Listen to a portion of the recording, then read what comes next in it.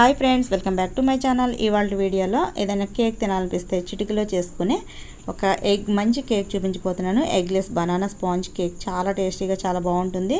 అది కూడా మనకి ఎలాంటి ఓవెన్ కానీ లేదంటే శాండ్ కానీ సాల్ట్ కానీ ఏమీ లేకుండా కడాయిలోనే చాలా తక్కువ టైంలో ఎలా చేసుకోవాలో ఇప్పుడు చూసేద్దాం. ఒక బౌల్ తీసుకోండి. అలానే బాగా పండిపోయిన అరటిపండు ఉంటుంది కదా, దాన్ని తీసేసుకొని మొత్తం అంతా కూడా పేస్ట్ లాగా చేసేసుకోవాలి. ఒక బనానా అయితే సరిపోతుంది. నేను చెప్పే మెజర్మెంట్కి ఒక బనానా సరిపోతుంది. ఇప్పుడు ఇదంతా మెత్తగా మెదుపుకున్న తర్వాత 1 కప్పు మైదా పిండిని వేసుకోండి.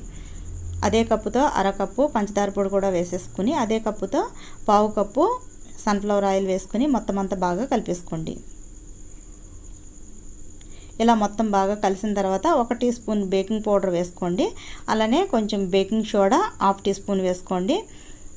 1 కప్పు మిల్క్ని యాడ్ చేసుకోండి. ఇప్పుడు ఇవన్నీ కూడా కలిసేటట్టుగా మొత్తం బాగా కలిపేసుకోవాలి. కొంచెం వెనిలా ఎసెన్స్ వేసుకుని మొత్తం అంతా కూడా బాగా కలిపేసుకోండి. చక్కగా అంతా కూడా కలిసేటట్టుగా ఒక క్రీమీ లాగా కలుపుకోవాలన్నమాట. మీరు ఆయిల్కి బదులుగా వెన్న వేసుకోవచ్చు, అలానే నెయ్యి కూడా వేసుకోవచ్చు. నెయ్యి వెన్న ఉంటే వేసుకోండి, చాలా బాగుంటుంది. అప్పుడు ఆయిల్ని స్కిప్ చేసుకోండి. మందంగా ఉన్న కడాయిని తీసుకుని కొంచెం నెయ్యి లేదంటే ఆయిల్ వేసుకోండి. మొత్తం అంతా కూడా స్ప్రెడ్ చేసేసుకోండి. ఏదైనా బ్రష్ తీసుకుని ఈ విధంగా మొత్తం స్ప్రెడ్ చేసేసుకోండి. ఇలా స్ప్రెడ్ చేసిన తర్వాత కొద్దిగా మైదాపిండిని చల్లేసుకోండి. ఇలా మైదాపిండి చల్లుకోవడం వల్ల మనం కేక్ చేసుకునేటప్పుడు అడుగున అంటకుండా ఉంటుంది, అలానే మాడిపోకుండా కూడా ఉంటుంది.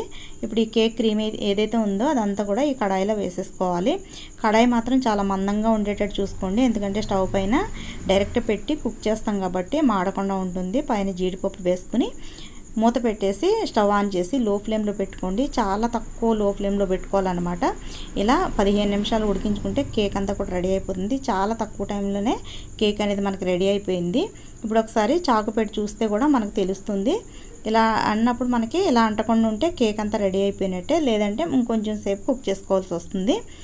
చూడండి, ఎంతో చక్కగా ఉండే స్పాంజ్ కేక్ రెడీ అయిపోయింది. మనకి టేస్ట్ కూడా చాలా చాలా బాగుంటుంది. మీరు ట్రై చేయండి. ఎలా ఉందో కింద కమెంట్ సెక్షన్లో కమెంట్ చేయండి. అలానే నా వీడియోస్ చూడాలనుకుంటే కనుక కింద ఉన్న రెడ్ కలర్ సబ్స్క్రైబ్ అని క్లిక్ చేసి నా ఛానల్ని సబ్స్క్రైబ్ చేసుకోండి. నేను పెట్టిన నోటిఫికేషన్స్ రావాలంటే పక్కనే ఉన్న బెల్ని ప్రెస్ చేయండి. Thank you for watching.